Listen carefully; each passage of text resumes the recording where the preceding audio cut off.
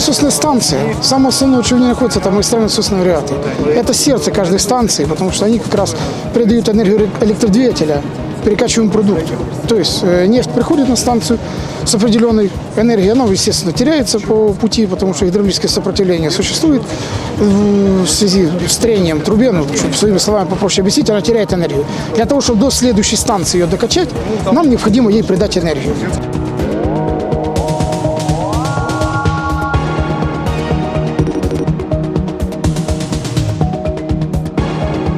Зона моей ответственности по линейной части и НПС заключается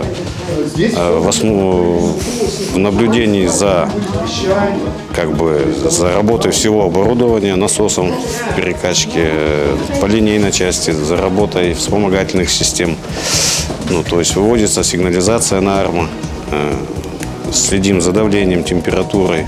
Автоматизированное рабочее место, вот оно мое находится. То есть здесь стекается. У меня есть связь напрямую, вы слышали, наверное, с ТДП «Братск», по телефону РДП «Ленск». Мы находимся перед входом в ОДЭС, то есть дизельную электростанцию. Вот смотрите, находятся резервуары, которые предназначены, каждый объем 100 кубов, для хранения дизельного топлива и сепарированной нефти, которая уже подготовлена для того, чтобы ее использовать для работы дизельных агрегатов.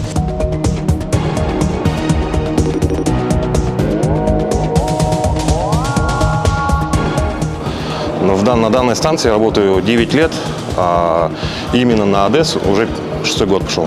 Интересная работа, постоянное развитие, так как и по службе продвигаешься. Тут очень хорошо идет это. Карьерный рост. Карьерный рост, да, очень хорошо идет. И по разрядам не обижает, так скажем. Надо учиться именно на технические, я думаю, так. Вахтовый жилой комплекс рассчитан на 50 мест.